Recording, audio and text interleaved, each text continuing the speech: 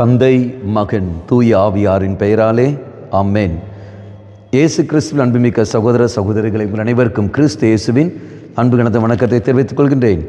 இன்றைய நற்செய்தி பாகமானது மார்க் நற்செய்தி 5ஆம் அதிகாரம் 21 முதல் 43 வரை உள்ள திருவாக்கியங்கள்.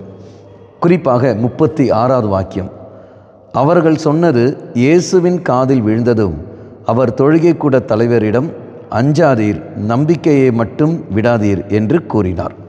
இதனுடைய பின்னணி நமக்கு எல்லோரும் நன்றாக தெரியும். யாயிருடைய மகள் இறந்து விடுகின்றால், அப்போது அவர் சொல்கின்றார், இயேசு அவங்க வீட்டுக்கு செல்கின்றார். அப்போ போகின்ற வழியில் அவருக்கு செய்தி கிடைக்கிறது என்னவென்று, மகள் இறந்து விட்டார் என்று. அப்போ போதகரை நீங்கள் தொந்தரவு செய்ய வேண்டாம் என்று சொல்கிறார்கள். அப்போ இது சொன்ன உடனே, இயேசுவின் காதில் விழுந்த உடனே இயேசு சொல்கிற வார்த்தை என்னவென்று, நீ நம்பிக்கையை இழக்காதே, அஞ்சாதே என்று. அன்பானுடைய அர்த்தம் என்பது என்ன? இதோ சிறுமி இறந்து விட்டாள், அதன் பிறகு இனி நம்பிக்கை கொண்டு என்ன பிரயோஜனம்? இனி மறுபடியும் உயிர் வராதே. அங்கு தான் தெய்வம் பார்க்கின்றோம். நீ எது இம்பாசிபிள் என்று நினைக்கின்றாயோ, அங்கு தெய்வம் அதை சாதித்து தருவார். எது நடக்காது என்று நீ நினைக்கின்றாயோ, தெய்வம் அது நடத்தி காட்டுவார். அன்பாங்களே, நம்முடைய வாழ்க்கை நாம் சிறிது பார்க்க வேண்டும். சத்தியத்தை நாம் அறிந்து கொள்ள வேண்டும். எரேமியா புஸ்தகத்தில் நமக்கு எல்லோருக்கும் தெரியும் இல்லையா? 32ஆம் அதிகாரம் 27ஆம் வாக்கியம், நான் ஆண்டவர், என்னால் ஆகாத காரியம் ஏதேனும் உண்டோ? அது மட்டும் இல்லாமல் மரியாளுக்கு வானத்தில் சொன்ன வார்த்தை, இதோ கடவுளால் ஆகாத காரியம் ஏதேனும் உண்டோ? அப்போது இளவினால் எல்லாம் ஆக முடியும். நாம் செய்ய வேண்டிய காரியங்கள் இதோ நடக்கவே நடக்காது, இது நாம் நினைக்கிறல்ல, மாறாக இறைவனால் எல்லாம் முடியும்.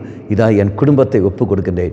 என் கணவன், என் மனைவி, என் பிள்ளைகள், எப்பேர் விசுவாச வாழ்க்கை எதிராக வாழ்கின்றவர்கள், அவர்கள் அத்தனை பேரையும் ஆண்டவரே நம் பாதத்தில் விட்டு தருகின்றேன். என் சூழலை விட்டு தருகிறேன்.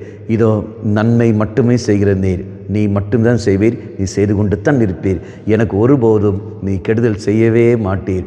இந்த ஒரு நம்பிக்கையோடு நாம் வாழ்ந்தாலே போதும். ஒரு நாளும் தெய்வம் நம்மை கைவிட மாட்டார். கண்களை மூடிக்கொள்வோம். நல்லவனாய தெய்வமே, எதெல்லாம் நடக்காது என்று நாங்கள் நினைக்கின்றோமோ அதை அனைத்தையும் நீ தம்மை நடத்தி தருவீர். உம்மால் ஆகாத காரியம் எதுவும் இல்லை. இந்த ஒரு உறுதி, இந்த ஒரு போத்தியத்தோடு நாங்கள் என்றும் செயல்பட எங்களுக்கு சக்தியை தந்துள்ளோம்.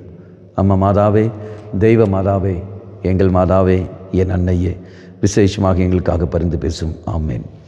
தந்தை, மகன், தூய ஆவியாரின் பெயராலே ஆமேன்.